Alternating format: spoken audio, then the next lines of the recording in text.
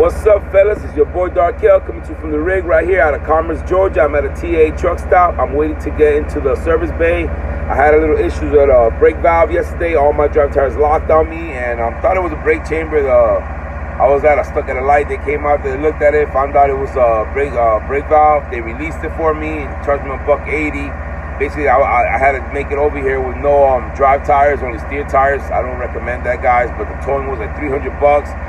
And I wasn't having it. They wanted to make me sit all weekend. But anyway, that's not what this video is about. This video is about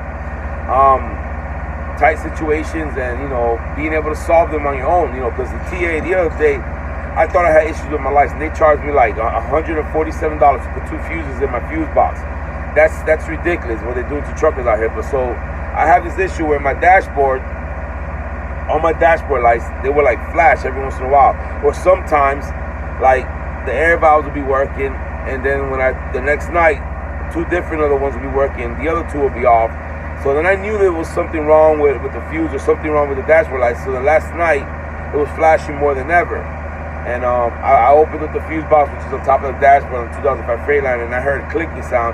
And I looked, and I found the dashboard lights, and I put my finger on it, and it was hot, and I could feel it clicking, click, click, as it was flashing, which means, see, these older trucks, they have these stupid ass, they call breaker fuses. I don't know if I can get to see. So this is a 15 amp breaker fuse. It doesn't have the prongs no more because, yeah, I did some Darkel surgery to this, and I'll get to that right now. So these little fuses right here, all they are breaker fuses, like a breaker in the house. When they get hot or anything happens, they trip, or they just go old. Like sometimes breakers just go bad. This is a 2005, so this truck is what, 14 years old, 13, 14 years old. So it just was going bad. It's probably the original one. It was going bad. How funny. It says made in the Dominican Republic. No wonder they go bad. If it was made in USA, it'd probably be better. But anyway, so here it is, guys. We have here a 15 amp breaker fuse that I've already taken apart because the TA, like I said, they charged me $147 to put 2 fuses to change 2 of these breaker fuses out for my headlights that were my market lights that were also giving me an issue. So I decided to do something because I seen my uncle just loop a wire and put that as a fuse. But what I did, I took it to the next level. So I wanted to, they sell these little things at the TA. These things, they come looped together like this. They're not split. I split. I'll show you why. They come looped together, and you open it up, and you can stick, one of these little, little 15 amp fuse, which is the same thing. You stick it up in there, goes right up in there. Now you have a fuse. So what I did was I took up, remember this little doohickey right here? I took it apart, stole the prongs from it, and applied them to the skittlybopadoodittle part. You know what I'm saying? So what I actually, you don't need to have the drill, but I actually had a drill. I have my drill here in my truck with me with the bits, and I had a real thin bit.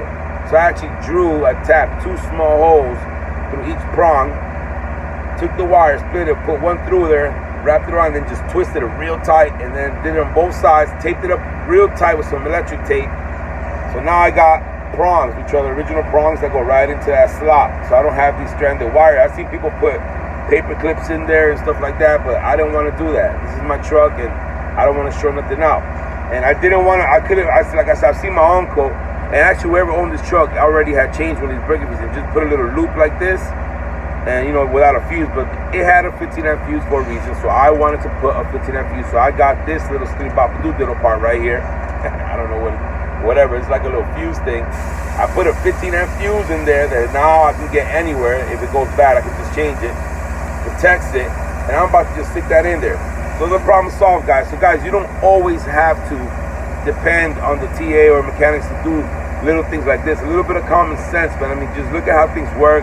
Think about it. I mean, a fuse, what is a fuse? It's a little piece of metal in this end with 2 little prongs that go in, and it connects all the way through inside of a piece of plastic, molded plastic. Well, a wire does the same thing. So if you put a wire straight through, the problem with that is that there's no fuse.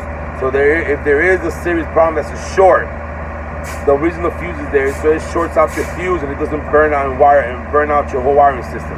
That's why I decided to go ahead and put a fuse on there, because if there ever is a short, then it'll short out, and it'll short this fuse out right here before it shorts out my dashboard. So yeah, guys, just a quick little fix right there. Just wanted to show you guys you can do things on your own.